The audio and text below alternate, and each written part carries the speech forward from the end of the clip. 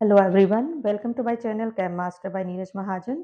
और स्टूडेंट्स, कैसे हो आप? आई होप आप बहुत अच्छी तरह से हो और बहुत स्मार्ट वर्क कर रहे हो, बहुत सिंसेरिटी से आप स्टडी कर रहे हो बिकॉज हमारे बोर्ड एग्जाम्स आने वाले हैं। बच्चे, आज की वीडियो में हम पढ़ेंगे चैप्टर लाइट, जो कि हमारी फिजिक्स का बहुत इंपॉर्टेंट चैप्टर है। तो सबसे पहले हम ये जानते हैं कि लाइट क्या होती है। सभी को पता है लाइट क्या होती है, जिसकी वजह से हम देखते हैं। तो देखना मीन्स लाइट क्या है? It is a form of energy. So what is light? It is a form of energy through which we can see the object. तो हम लाइट चैप्टर करने से पहले हम कुछ बेसिक चीजों की हम नॉलेज लेंगे कि लाइट से रिलेटेड कुछ टर्म्स कौन कौन सी हैं। क्लियर? तो सबसे पहले तो हम ये देखते हैं व्हाट इज लाइट। लाइट क्या है? It is a form of energy. Radiations pass होती हैं, हमारी आंखों तक पहुंचती हैं और वो आंखें हमें उसको रिसीव करती हैं। So what is light? Light is a form of energy which enable us to see. अब लाइट से रिलेटेड हमारे पास कुछ टर्म्स कौन सी हैं? अब लाइट आती कहाँ है? कुछ सोर्स होता होगा जहां से लाइट आती है। तो सोर्स क्या है? It can be object. एक ऐसा ऑब्जेक्ट जहां से लाइट हम रिसीव करते हैं उसको हम क्या बोलते हैं? सोर्स। जो सोर्स है वो आपका नेचुरल भी हो सकता है और मैन मेड भी हो सकता है। ठीक है, अगर हम नेचुरल सोर्स की बात करें तो हमारा सन हो गया। अगर आप मैन मेड सोर्स की बात करते हो तो मैन मेड के अंदर क्या आते हैं? सो मैनी, आपके लैंप आ गया, इलेक्ट्रिक लैंप आ गया, आपका कैंडल आ सकती है, कैंडल से हमें लाइट मिलती है। ठीक है, तो ये सारे आ गए हमारे मैन मेड। अब क्वेश्चन, नेक्स्ट क्वेश्चन क्या है? लाइट है, एनर्जी है, तो सोर्स है, सन भी हो सकता है और ये हमारे आर्टिफिशियल सोर्सेज भी हैं। अब लाइट आती कैसे है? तो लाइट को पास होने के लिए कोई मीडियम चाहिए। इट में नेक्स्ट टर्म हमारी क्या है? मीडियम। जिस रास्ते से लाइट पास होती है, जो पाथ वो फॉलो करती है, उस चीज को हम क्या कर बोलते हैं? Medium. The path that is the propagation of light. Medium means that is the propagation of light.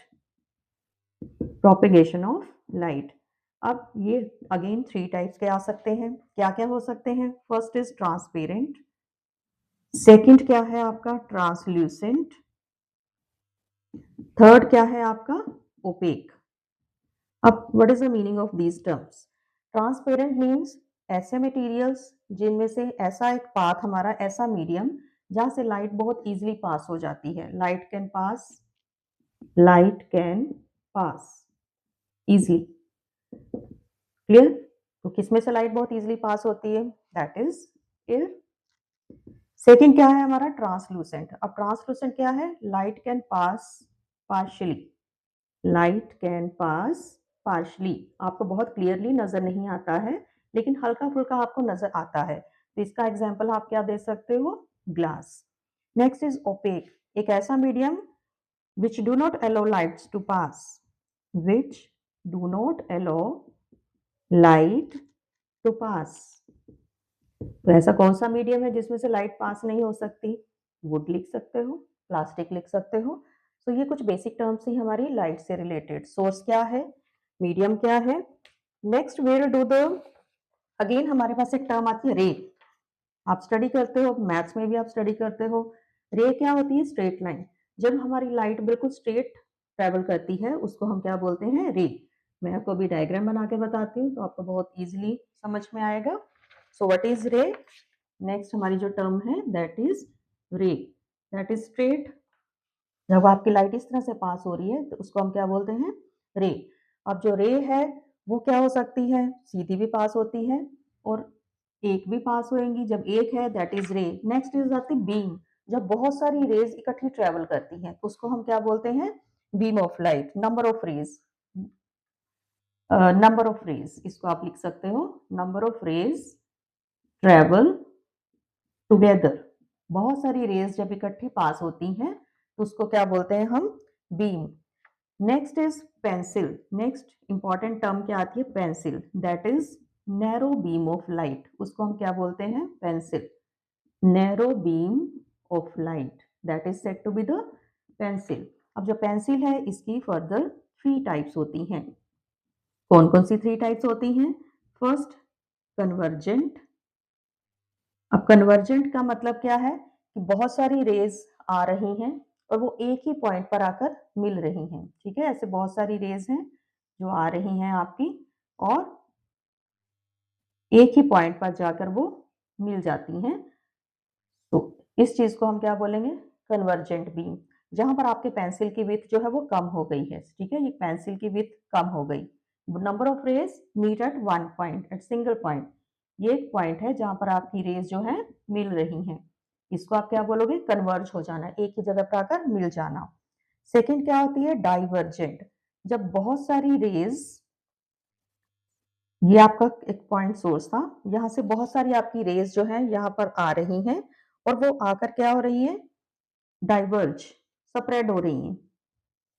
ठीक है, ऐसे वो स्प्रेड हो गई। ये एक पॉइंट सोर्स था जहां से बहुत सारी रेज आई और वो स्प्रेड हो गई। अब यहाँ पर क्या हुआ? आपके पेंसिल की विथ जो है वो ब्रॉड हो गई, विथ लार्ज हो गई। क्लियर? इस तरह के पैटर्न को हम क्या बोलेंगे? डाइवर्जेंट। थर्ड आती है पैरेलल। पैरेलल बीम में क्या होगा?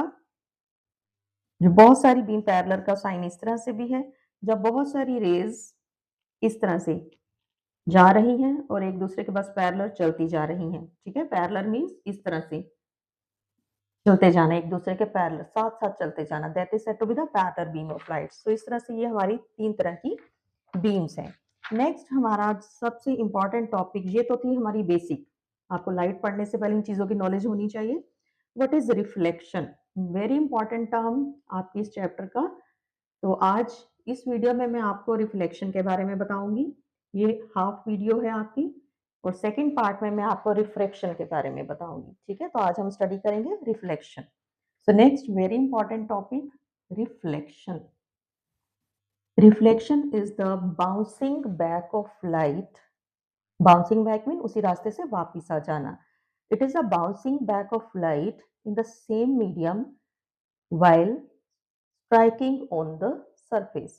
इंसिडेंट रे आई, सरफेस पर स्ट्राइक करा, स्ट्राइक करने के बाद वो वापस चली गई, उस चीज को हम क्या बोलते हैं? रिफ्लेक्शन। तो ये भी मैं आपको बताती हूँ, डायग्राम बना के बताती हूँ कि ये कैसे होता है। रिफ्लेक्शन प्रोसेस समझ में आया आपको? It is a bouncing back of light in the same medium after striking on the surface. It is bouncing back of light, bouncing back of light in the same medium. ये चीज ध्यान रखनी है, in the same medium after striking, after striking the surface. ये bouncing back. अब reflection जो है again दो तरह से है, that is first regular, regular reflection. अब रेगुलर रिफ्लेक्शन कब होगी? When surface is smooth, surface is smooth. अब इसका मैं आपको डायग्राम बना के बताती हूँ। ये मेरा एक स्मूथ सरफेस है, ठीक है। जो रे स्ट्राइक करती है सरफेस पर उसको हम क्या बोलते हैं? Incident ray. ये मेरी ऐसे कुछ तीन रेज आई, सरफेस पर स्ट्राइक करा, ठीक है, आ रही है इसलिए मैंने एरो नीचे लगाया है। ये तीनों रेज क्या है? These are the incident rays. तीन रेज है, मैंने रेज लिखा है। अब आप देखिए, क्योंकि प्लेन सरफेस है, कैसे जाएगी? ये फर्स्ट रे गई इस तरह से, सेकंड गई या थर्ड गई इस तरह से। अब ये टकराने के बाद बाहर की तरफ जा रही है, तो एरो आप बाहर की तरफ लगाओगे। जब आपने डायग्राम बनाना है तो ये चीज आपने बहुत अच्छी तरह से ध्यान में रखनी है।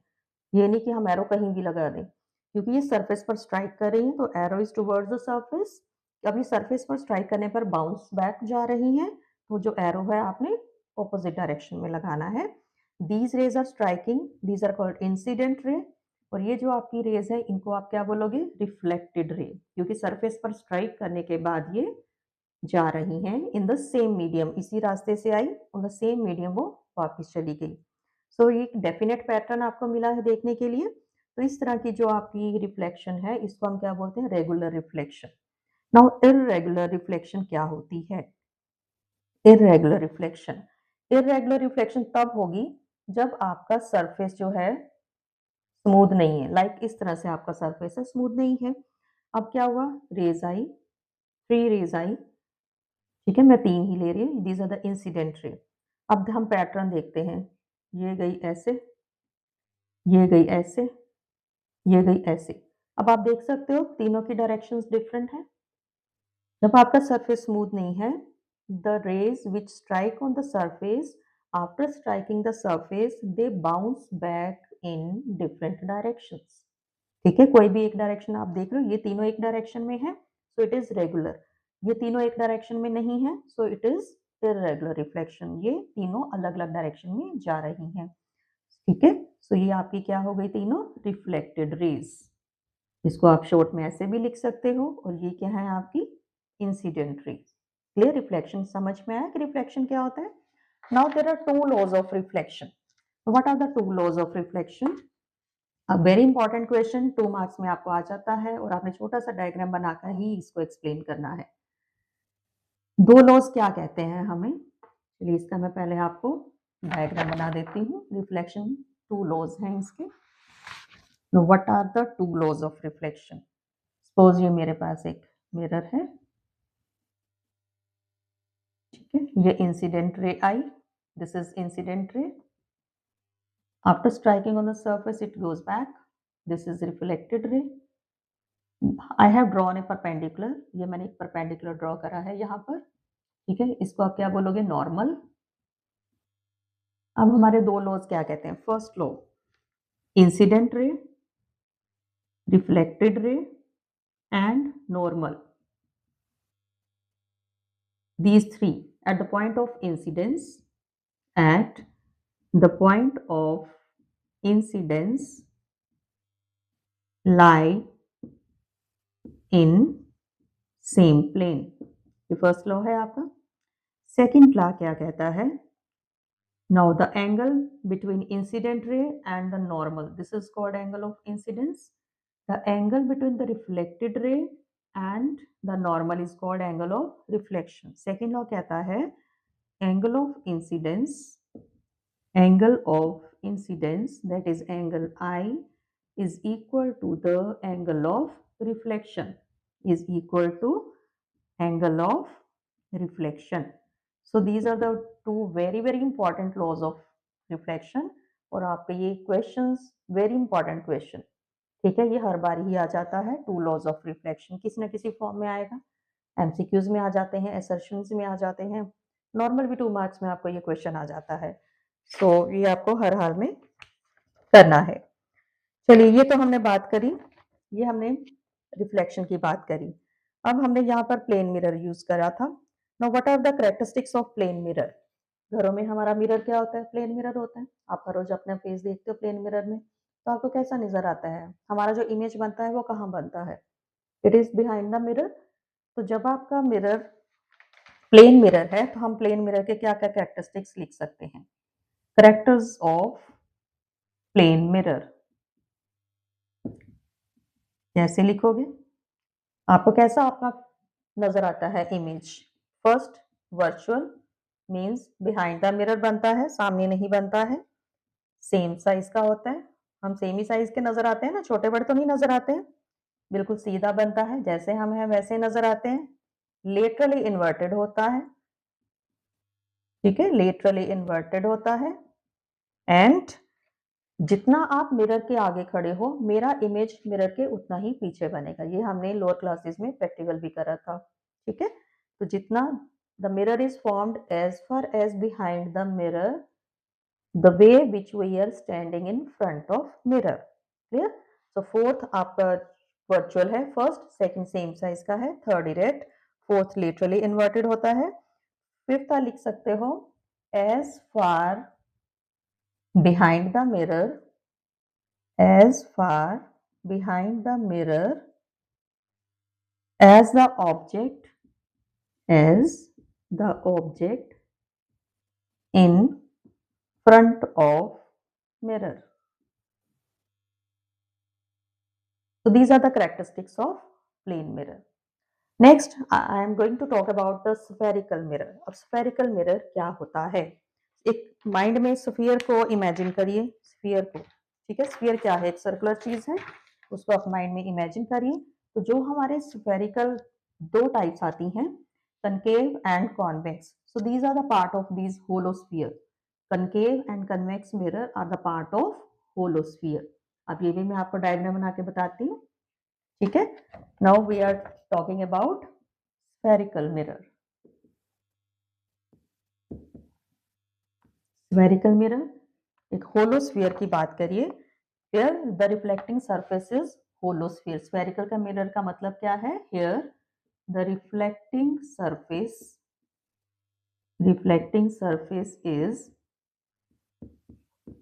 holosphere. टू टाइप्स हैं, फर्स्ट है कनकेव, सेकंड है कॉन्वेक्स। अब कनकेव एंड कॉन्वेक्स क्या होता है? कनकेव मिरर क्या है? It is the spherical mirror where reflecting surface is towards the center of sphere. Here क्या है? ये spherical mirror का पार्ट है and here reflecting surface is, ये छोटी छोटी सी डेफिनेशन है जो आपको आनी चाहिए, towards the center of sphere. Centre of sphere. Convex क्या है? यहां पर जो आपका रिफ्लेक्टिंग सरफेस है, reflecting surface is away from centre of sphere. ठीक है, आप इमेजिन करो कि आपके पास किचन में स्पून है, ठीक है, स्पून की जो बाहर की सरफेस है दैट इज कॉन्वेक्स, स्पून की जो अंदर की सरफेस जिसमें आप कुछ लेकर खाते हो दैट इज कनकेव। तो आप इसका एग्जांपल दे सकते हो, स्पून आउटर जो है वो क्या बिहेव करता है? कॉन्वेक्स। इनर पार्ट क्या बिहेव करता है? कॉनकेव। तो आप स्पून का बेस्ट एग्जांपल है कॉन्वेक्स और कनकेव की स्टडी करने के लिए। नेक्स्ट हमारे पास हमने इमेजेस स्टडी करने हैं, images found by concave mirror. तो इसके लिए हमें कुछ टर्म्स पता होनी चाहिए। लाइक ये मैंने एक पार्ट ले लिया है होलोस्फीयर का, सर्कल था, मैंने उसका एक पार्ट लिया है, ठीक है। अब मैं आपको इससे रिलेटेड कुछ टर्म्स बताऊंगी। ये मेरा एक सेंटर है, मैंने सेंटर में एक लाइन लगा दी है, ठीक है। ये हमारी जो लाइन है इसको हम क्या बोलते हैं? Principal axis. क्या बोलते हैं? Principal axis. ये जो पॉइंट है इसको हम क्या बोलते हैं? पोल। ठीक। Next is centre of curvature. Centre of curvature का सिंबल होता है सी। सेंटर ऑफ कर्वेचर, इसका सिंबल होता है C. It is the central part of sphere. Like ये आपका अगर स्फीयर है तो इसका सेंट्रल पार्ट, इस चीज को आप क्या बोलोगे? सी। ठीक है, this is centre of curvature. Next आपकी टर्म आती है प्रिंसिपल फोकस, जहां पर बहुत सारी रेज आपस में आकर मिलती हैं। लाइक बहुत सारी रेज ऐसे आ रही हैं, ठीक, और इस पॉइंट आप आकर मिली है तो इसको आप क्या बोलोगे? फोकस। द डिस्टेंस, पोल और फोकस के बीच का distance, pole and focus, distance between pole, ये पोल है, ये फोकस है, ये जो डिस्टेंस है it is said to be the focal length. And symbol F is equal to r/2। Focal length जो है हमेशा रेडियस का हाफ होती है। ठीक, ये तो थी हमारी कुछ टर्म्स। Next are rules. हमें कुछ रूल्स पता होने चाहिए अगर हमने इमेजेस स्टडी करने हैं। तो ऐसे कौन से रूल हैं जो हमें इमेजेस पढ़ने से पहले, बनाने से पहले कुछ पता होनी चाहिए? हमने अभी कुछ बेसिक टर्म्स भी करी हैं, रेज भी पढ़ लिया है, सब कुछ कर लिया है हमने बेसिक का। तो now we will do the image formation by concave mirror. तो सबसे पहले मैं आपको उसके कुछ रूल्स बताती हूँ, ठीक है। रूल्स क्या कहते हैं? बिफोर ड्राइंग द इमेजेस हमें ये रूल्स पता होनी चाहिए। पहला रूल क्या कहता है? If a ray parallel to the principal axis, अगर एक रे प्रिंसिपल एक्सिस के पैरेलल जा रही है, it will pass through focus, ये हमेशा फोकस में से निकलेगी, it will pass through focus. Second rule क्या कहता है? इफ ए रे पास थ्रू फोकस, फोकस में से निकली है, it will become parallel to principal axis। Clear? Third क्या कहती है? if a ray pass through the center of curvature, center of curvature में से निकलती है, it bounce back in the same path, उसी रास्ते से, सी में से ही वो वापस निकल जाएगी, ठीक है। अब मैं चलो आपको एक डायग्राम बना के बता देती हूँ ये तीनों रूल्स। ये मेरे प्रिंसिपल एक्सिस, ये पोल है। फर्स्ट रूल क्या है, ये मेरी इंसिडेंट रे आई, ठीक है, दिस इज इंसिडेंट रे। हमने कहा है ये प्रिंसिपल एक्सिस है। फर्स्ट रूल क्या कहता है, if ray is parallel to the principal axis, ये मेरी इंसिडेंट रे है, इसके पैरेलल जा रही है, तो ये मेरा फोकस है, यहाँ पर फोकस है, ये मेरा सेंटर ऑफ कर्वेचर है, it will passes through the focus. Clear, ये हो गया। सेकंड मेरा, सेकंड यहाँ बना देती है छोटा सा, ठीक है, ये फोकस है। नाउ इफ ए रे, ठीक है, कोई रे आई है, फोकस में से निकली है, तो फोकस में से निकलने के बाद it will go to it will become, तो ये वापस रिफ्लेक्ट होकर जाएगी, स्ट्राइक करेगी, it become parallel to the principal axis. अगर कोई रे सेंटर ऑफ कर्वेचर से जाती है, ठीक है, सपोज यहाँ से कोई रे आई है, इस रास्ते से गई है, तो ये इंसिडेंट हो गई, तो इसी रास्ते से ये बाउंस बैक करेगी। तो ये हमारे 3 रूल्स हैं जो हमें पता होने चाहिए बेसिक, क्योंकि इनकी हमें बहुत ज़रूरत है इमेज फॉर्मेशन में। So let's do the formation of images. तो इसके लिए हमारे पास 6 कैटेगरीज हैं इमेज फॉर्मेशन की, तो आपको ये पता होने चाहिए, इस very very important image formation. तो एग्जाम में इससे रिलेटेड आपको एमसीक्यूज में आते हैं, आपको डायग्राम बनाने भी आ जाते हैं। चलिए फर्स्ट मैं ले रही हूँ condition when the object is at infinity. तो सबसे पहले तो हम ये अपना बनाते हैं, ये चीज़ तो आपने हर वीक में बनानी है। ये आपकी प्रिंसिपल एक्सिस है, ये आपका पोल है, ठीक है, यहाँ पर हम फोकस लिख लेते हैं, ये हमारा सेंटर ऑफ कर्वेचर है। अब कंडीशन क्या है, ऑब्जेक्ट कहाँ पर है आपका, एट इंफिनिटी, बहुत दूर है, इन्फिनिटी मीन्स बहुत दूर है, हमें नहीं पता कहाँ पर है। तो चलिए देखते हैं, ये मेरा ऑब्जेक्ट है, बहुत दूर है, ठीक, ये आया, यहाँ ये इंसिडेंट रे है, तो यहाँ से आने के बाद ये कुछ इस तरह से बाहर निकल गई, ये मेरी रिफ्लेक्टेड रे है, ठीक। सेकंड क्या है, अगेन सेकंड रे मैं बनाती हूँ, ये एक सेकंड रे आई, ठीक। अब जो सेकंड रे है वो भी यहाँ से निकलेगी, तो यहाँ पर आके वो आपस में मिल गई है, ठीक है। कहाँ पर मिली है, इस जगह पर आके मिली है, ये क्या है आपका फोकस। तो आपका इमेज कहाँ बना, ये आपकी इंसिडेंट रे थी दोनों, ये आपकी दोनों रिफ्लेक्टेड रेज हैं, और कहाँ पर मिली है, इस पॉइंट पर आके, और ये पॉइंट आपका क्या है, फोकस। तो लेट्स सी हमारा इमेज कैसे बना है, ठीक है, आपको नजर में आ रहा है, ये आपका मिरर है, कॉन्वेक्स मिरर था, सॉरी कनकेव मिरर है, तो ये हमने ऑब्जेक्ट इन्फिनिटी पे है, उसका हमने इमेज बनाया है। लेट्स सी हमें इमेज कैसा मिला है, इसी साइड पे मिला जहां पर ऑब्जेक्ट था, ऑब्जेक्ट भी इसी साइड पे है, इमेज भी इसी साइड पे है। तो फर्स्ट फैक्टर क्या है, रियल इमेज कैसा मिला, इमेज फॉर्म्ड, ये आपको पता होना चाहिए, डायग्राम बनाओगे तभी पता चलेगा। इमेज फॉर्म्ड कैसा मिला है, रियल मिला है। सेकंड इन्वर्टेड, तो उल्टा मिला है, सीधा नहीं है। थर्ड कहां पर मिला है, एट फोकस, फोकस पर बना है हमारा इमेज।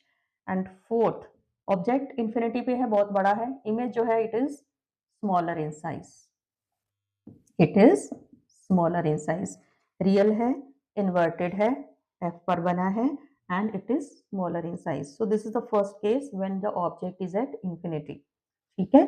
चलिए अब सेकंड कंडीशन पे आ जाते हैं हम। ये आपने बहुत अच्छी तरह से डायग्राम बनाने हैं और पेंसिल के साथ बनाने हैं, ताकि एक बार गलत हो जाए तो हम रब करके उसको अच्छी तरह से बना सकें। एग्जाम में भी कभी भी आपने पेन यूज नहीं करना है।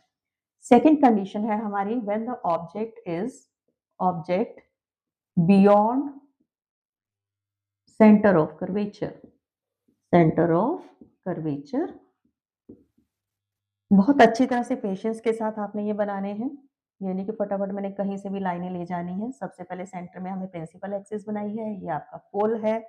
अब मेरा ऑब्जेक्ट, सपोज ये मेरा सेंटर ऑफ कर्वेचर है, मैंने बोला है कि मेरा ऑब्जेक्ट जो है वो सेंटर ऑफ कर्वेचर से दूर है, ठीक है। तो ये मैंने अपना ऑब्जेक्ट बना दिया है, क्लियर, ये मेरा ऑब्जेक्ट है।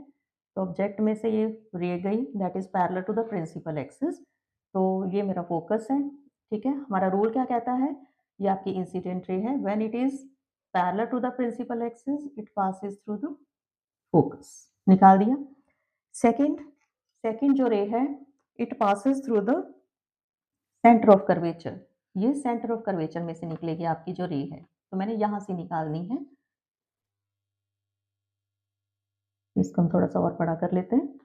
सेकेंड रे मेरी यहाँ से निकली है, ठीक है। अब दोनों रेज, ये मेरी इंसिडेंट रे, ये उसकी रिफ्लेक्टेड रे, और जब कोई रे सेंटर ऑफ कर्वेचर में से पास करती है, यहाँ ये इंसिडेंट रे थी, उसी रास्ते से ये वापस जाएगी, ये भी हमारा रूल कहता है। दोनों रेज आपस में कहाँ मिल रही हैं? इस पॉइंट पर आकर मिली हैं, ठीक है। तो यहाँ पर आपका इमेज बनेगा। Clear? When your object is beyond the centre of curvature, so image form लिखिए। कैसा इमेज आपको नजर आ रहा है? इमेज फॉर्म मिरर की सेम साइड पे बना है, जिस साइड आपका ऑब्जेक्ट है उसी साइड पे बना है। सो इमेज क्या है? रियल है। स्मॉलर इन साइज है, बहुत ज्यादा छोटा बना है, स्मॉलर इन साइज है। थर्ड, किस किस के बीच में बना है? बिटवीन सी एंड एफ, सी और एफ के बीच में बना है, एंड इन्वर्टेड, ठीक है। तो ये बना जब आपका object beyond the centre of curvature है। क्लियर? बिल्कुल इसी तरह से आपने बनाना है। चलिए थर्ड कंडीशन पे आ जाते हैं। थर्ड कंडीशन क्या है? When the object is at centre of curvature. अब हमारा ऑब्जेक्ट सेंटर ऑफ कर्वेचर पर है, ऑब्जेक्ट एट सी, सी क्या है आपकी? सेंटर ऑफ कर्वेचर, ठीक है। थर्ड कंडीशन अब हम डिस्कस कर रहे हैं। तो चलिए, ये हमारा मिरर है, यहाँ पर हमने प्रिंसिपल एक्सिस बनाई है, ये आपका पोल है। Now our object is at the centre of curvature. Suppose ये मेरा सेंटर ऑफ कर्वेचर है, दिस इज फोकस। तो मेरा ऑब्जेक्ट अब यहाँ पर है, ठीक है। तो first ray it becomes parallel to the principal axis, ये मेरी प्रिंसिपल एक्सिस है, सेंटर वाली जो लाइन है that is parallel to the principal axis, जहाँ से निकली। तो जब कोई रे प्रिंसिपल एक्सिस के पैरेलल होती है, it passes through the focus, ये हमें पता है। सेकेंड वाली जो रे है, it passes through the focus, second वाली रे फोकस में से निकलती है अब, ठीक है, इसमें से निकली। तो जब कोई रे फोकस में से निकल रही है, तो हमने क्या रूल पढ़ा था? It become parallel to the principal axis, ठीक है। अब ये प्रिंसिपल एक्सिस के पैरेलल जाएगी। ये हमारी रे थोड़ी सी टेढ़ी बन गई है, इसको मैं सीधा करूंगी, ठीक है। फर्स्ट रे फोकस में से निकली, ये हमारा फोकस था, ये वाला पॉइंट फोकस है, ठीक है, कंफ्यूज नहीं होना, ये हमारा पॉइंट फोकस है। अब सेकंड रे ने फोकस में से निकलना है, ठीक है, ये मेरा फोकस, इसको थोड़ा सा बोल्ड कर लेते हैं। तो जब फोकस में से निकलती है, ठीक, ये मेरा इमेज बना, कहाँ पर बना? सी पर, ठीक है। ये आपका ऑब्जेक्ट है, ये आपका इमेज है। तो अब हम देखते हैं, जब हमारा ऑब्जेक्ट सेंटर ऑफ कर्वेचर पर है, तो इमेज हमारा कैसा बना है।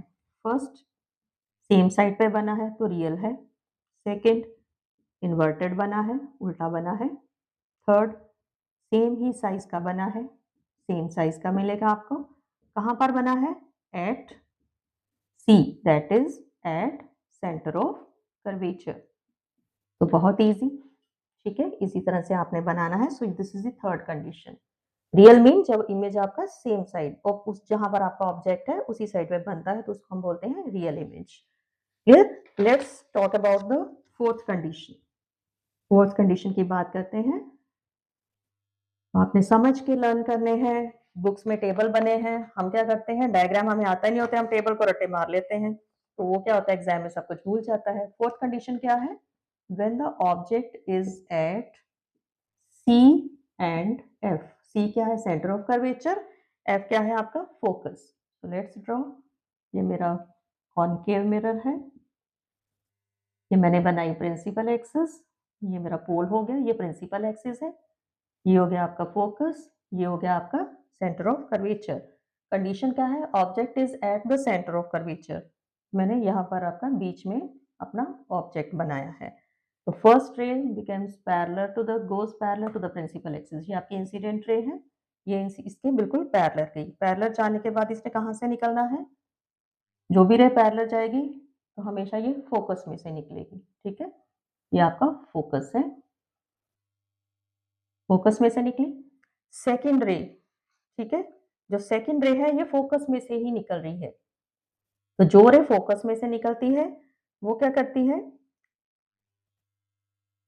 फर्स्ट रे आपकी इधर से आई है, सेकेंड रे आपकी फोकस में से निकलेगी। तो जो फोकस में से निकलती है उसने कहाँ जाना है? सेकेंड रे, ये आपकी आई फोकस, ठीक। तो it becomes parallel to the, दोनों रेज को मिलाइए जरा, किस पॉइंट पर आकर मिल रही है, इस पॉइंट पर, तो यहाँ पर आपका इमेज बनेगा। ठीक है, अब आप देख सकते हो कि आपका इमेज कहाँ पर बना है।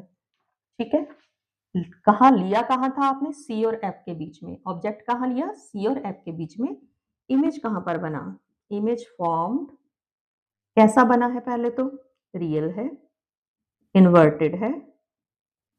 अब आपको साइज डिफरेंस नजर आ रहा है, बड़ा है, बिगर इन साइज, सेम साइज नहीं है, बिगर इन साइज, कहाँ बना है, सी से दूर बना है, beyond centre of curvature, beyond centre of curvature. So ये थी हमारी फोर्थ कंडीशन। आई होप इस सबको बहुत अच्छी तरह से समझ में आ रहा है, और ऐसे ही आपने बनाकर देखने हैं। एक बार नहीं बना तो कोई बात नहीं, आप पेंसिल से रब करिए, ट्राई करिए, तो बहुत इजी चीज है, हम जरूर ये कर सकते हैं। ठीक है, एंड बी पॉजिटिव ऑलवेज। कभी भी ये नहीं कहना है कि अरे अच्छा ये चैप्टर, इसमें इतने सारे डायग्राम, ये तो बहुत मुश्किल है, हमें नहीं आते, हम नहीं कर सकते हैं। मोस्टली स्टूडेंट्स ऐसे ही बोलते हैं, हमें नहीं आता जी, इसमें न्यूमेरिकल्स है, हम नहीं कर पाएंगे, थ्योरी थ्योरी कर लेंगे। तो ऐसा नहीं होता, जिस चैप्टर में से हमें जो पता है कि ये चीज आनी है, तो हमें हर हाल में वो पढ़नी है। So always be positive. Clear. चलिए, फिफ्थ हमारी कंडीशन क्या है, when the object is at focus. हमारा ऑब्जेक्ट कहाँ पर है, एफ पर। ठीक, चलिए हम बनाते हैं फिर से। ये मेरी प्रिंसिपल फिट, ये मेरा कॉनकेव मिरर है। अब ऑब्जेक्ट कहाँ लिया है, ये मेरा फोकस है, मैंने यहाँ पर ऑब्जेक्ट ले लिया है फोकस के ऊपर। क्लियर, ये मेरा सेंटर ऑफ कर्वेचर है। Again first ray parallel to principal axis, तो जो पैरेलल चाहती है उसने कहाँ से निकलना है, हमेशा फोकस में से निकलना है। मैंने इसको फोकस में से निकाल दिया, ये मेरी रिफ्लेक्टेड रे है, ये मेरी इंसिडेंट रे है। सेकेंड रे क्या है, it passes through the focus. अब ऑब्जेक्ट आपका फोकस में से है, जो सेकेंड रे है, सेकेंड रे यहां से आई आपकी। ठीक है, ऑब्जेक्ट इज एट फोकस, जब ऑब्जेक्ट आपका फोकस पर है, ये आपका ऑब्जेक्ट ही फोकस पर है, फर्स्ट रे यहां से आई, सेकेंड रे आपकी इस तरह से आएगी, यहां से आएगी। क्लियर, इसको थोड़ा सा बड़ा करिए, ये सेकेंड रे है, सेकेंड इंसिडेंट रे, इसको आप आगे लेके जाइए, तो ये कहीं भी नहीं मिल रही है। ठीक है, हमने मिलाने की कोशिश भी करी है, but they are wide apart from each other, तो ये नहीं मिल रही हैं। तो हम देखते हैं कि हमारा इमेज कैसा बनेगा। इमेज फॉर्म्ड कहाँ बन रहा है, पता नहीं कहाँ मिलेगा जाके। ठीक है, तो हम लिखेंगे इमेज फॉर्म्ड एट इंफिनिटी, बहुत दूर जाके बनेगा। अब बहुत दूर बनेगा तो ऑब्वियसली ये स्मॉल साइज का तो होगा नहीं, it will be highly magnified, बहुत ज्यादा बड़ा साइज का बनेगा, हाईली मैग्नीफाइड। सेम ही साइड, इसी साइड पर बनेगा, सो इट इज रियल। ठीक, रियल बनेगा, इन्फिनिटी पे बनेगा, बड़े साइज का बनेगा, और पोजीशन इसकी कहाँ है, इन्फिनिटी पे है, साइज क्या है, बहुत बड़ा है, जिस तरफ ऑब्जेक्ट है उसी साइड पे है, तो ये रियल है, और उल्टा बनेगा। ठीक है, ऑब्जेक्ट ऐसा है तो इमेज आपका इस तरह से बनेगा। तो ये थी हमारी fifth condition, when the object is at focus. Now last condition is, इसको आपने 2-3 बार अच्छी तरह से कॉपी पर बनाइए, और हो ही नहीं सकता कि आपसे ना बने। So last condition is when the object between focus and pole, object between focus and pole. Focus भी पता है आपको, पोल भी पता है आपको क्या चीज होती है। ठीक है, ये आपका प्रिंसिपल एक्सिस है, ये आपका पोल है। ठीक है, इसी को पोल बोलते हैं, मैं इस लाइन को एक्सटेंड कर देती हूँ, ये मेरा फोकस है। अब हमारी कंडीशन क्या है, object is between focus and P, pole को हम शॉर्ट में मैं पी लिख देती हूँ यहाँ पर, दिस इज पी।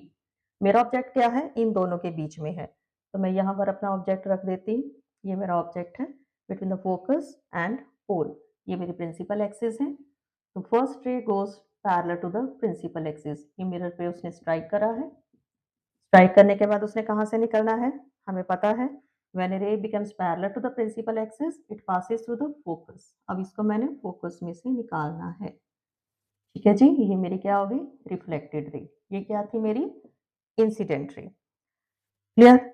सेकेंड रे जो है वो कहाँ से आएगी, सेकेंड रे अगेन जैसा हमने पहले बनाया था, यहां से आएगी। सीधी होनी चाहिए लाइन आपकी।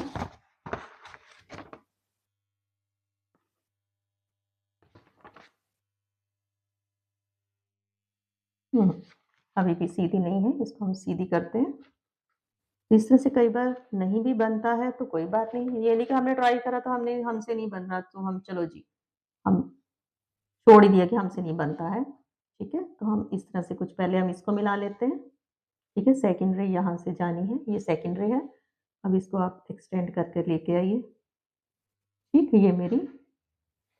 अब आप देखो कि ये दोनों रेज नहीं मिल रही, कहीं नहीं मिल रही। अब मैं क्या करती हूँ, मैं इसको बैक साइड पे एक्सटेंड करने की कोशिश करती हूँ। हम देखते हैं कि क्या ये मिलती हैं, तो ये काफ़ी दूर जाकर आपस में मिल जाती हैं।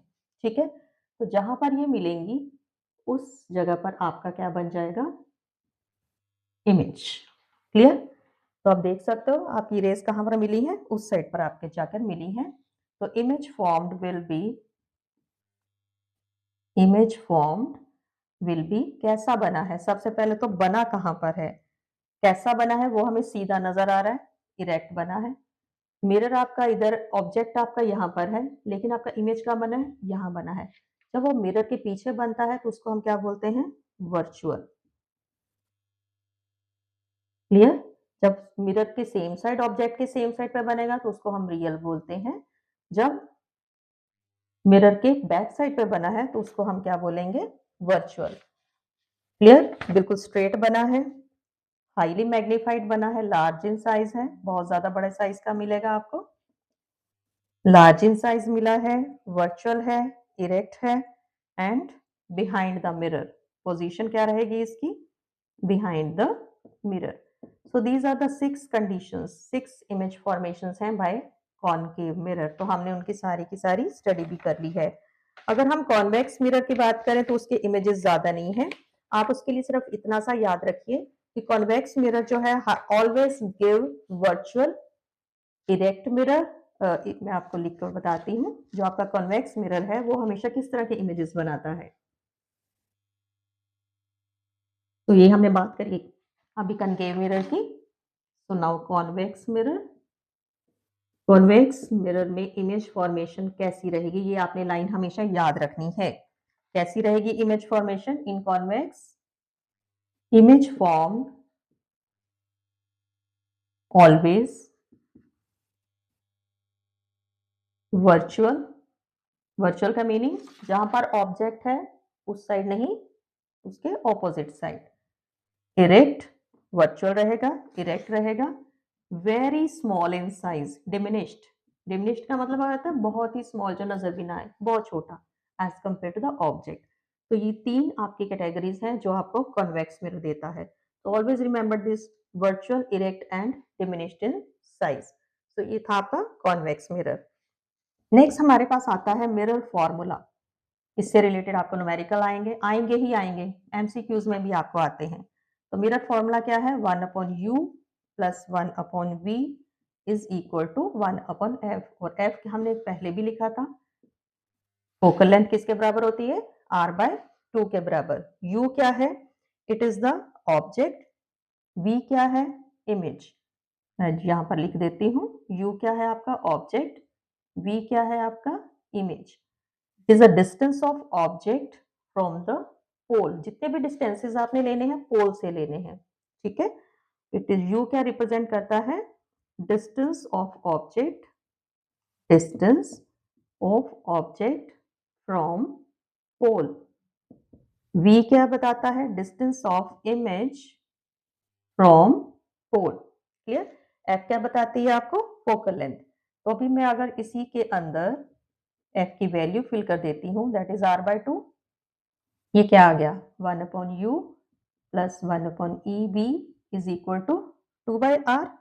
तो ये है आपका मिरर फॉर्मूला, जिससे रिलेटेड आपको न्यूमेरिकल्स आएंगे, 1 मार्क के न्यूमेरिकल।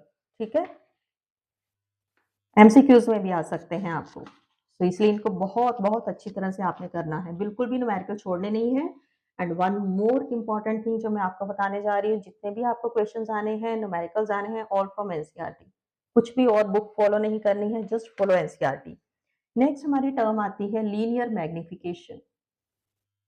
लीनियर मैग्निफिकेशन क्या होती है? इसका सिंबल होता है स्मॉल m। लीनियर मैग्निफिकेशन क्या है?